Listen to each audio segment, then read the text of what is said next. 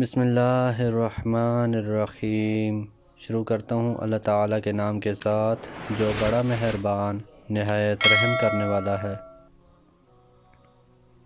حضرت ابو امامہ رضی اللہ عنہ کہتے ہیں کہ رسول اللہ صلی اللہ علیہ وآلہ وسلم نے فرمایا، جو اپنے گھر سے وضو کر کے فرض نماز کے لیے نکلے تو اس کا ثواب احرام باندھنے والے حاجی کے ثواب کی طرح ہے، اور جو چاشت کی نماز کے لیے نکلے اور اسی کی خاطر تکلیف برداشت کرتا ہو تو اس کا ثواب عمرہ کرنے والے کے ثواب کی طرح ہے، اور ایک نماز سے لے کر دوسری نماز کے بیچ میں کوئی لغو کام نہ ہو تو وہ علیین میں لکھی جاتی ہے۔ حضرت ابو ہریرہ رضی اللہ عنہ کہتے ہیں کہ رسول اللہ صلی اللہ علیہ وآلہ وسلم نے فرمایا، آدمی کی باجماعت نماز اس کے گھر یا بازار کی نماز سے 25 درجہ بڑھ کر ہے، اور یہ اس وجہ سے کہ تم میں سے کوئی جب اچھی طرح وضو کر کے مسجد آئے اور نماز کے علاوہ کوئی اور چیز اس کے پیش نظر نہ رہی ہو تو وہ جو بھی قدم اٹھائے گا اس کے بدلے میں اس کا 1 درجہ بلند ہوگا اور 1 گناہ معاف ہوگا، یہاں تک کہ وہ مسجد میں داخل ہو جائے۔ پھر جب وہ مسجد میں پہنچ گیا تو نماز ہی میں رہا جب تک کہ نماز اسے روکے رہی، اور فرشتے اس کے لیے دعا کرتے ہیں جب تک وہ اس جگہ بیٹھا رہے جہاں اس نے نماز پڑھی ہے۔ فرشتے کہتے ہیں، اے اللہ اسے بخش دے، اے اللہ اس پر رحم فرما، اے اللہ اس کی توبہ قبول فرما، اور یہ دعا برابر کرتے رہتے ہیں جب تک کہ اس مجلس میں یعنی جہاں وہ بیٹھا ہے کسی کو تکلیف نہ دے یا وضو نہ توڑ دے۔ حضرت ابو سعید خدری رضی اللہ عنہ کہتے ہیں کہ رسول اللہ صلی اللہ علیہ وآلہ وسلم نے فرمایا، باجماعت نماز کا ثواب 25 نمازوں کے برابر ہے، اور جب اسے چٹیل میدان یعنی بیابان میں پڑھے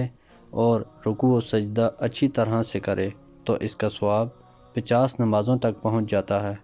ابو داؤد کہتے ہیں، عبد الواحد بن زیاد کی روایت میں یوں ہے، آدمی کی نماز چٹیل میدان میں یعنی بیابان میں باجماعت شہر اور آبادی کے اندر نماز سے ثواب میں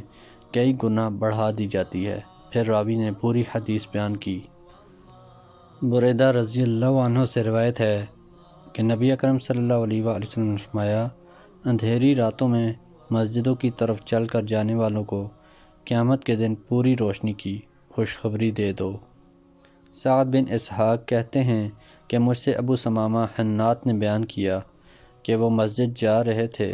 کہ کعب بن عجرہ رضی اللہ عنہ نے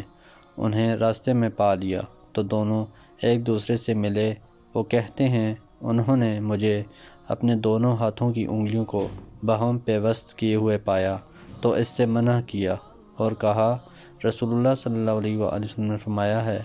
جب تم میں سے کوئی شخص اچھی طرح وضو کرے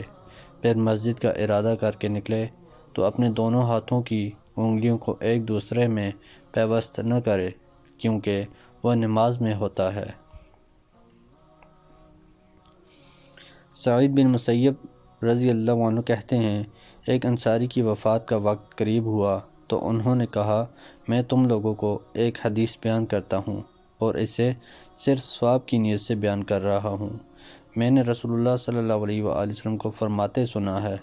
جب تم میں سے کوئی وضو کرے اور اچھی طرح وضو کرے پھر نماز کے لیے نکلے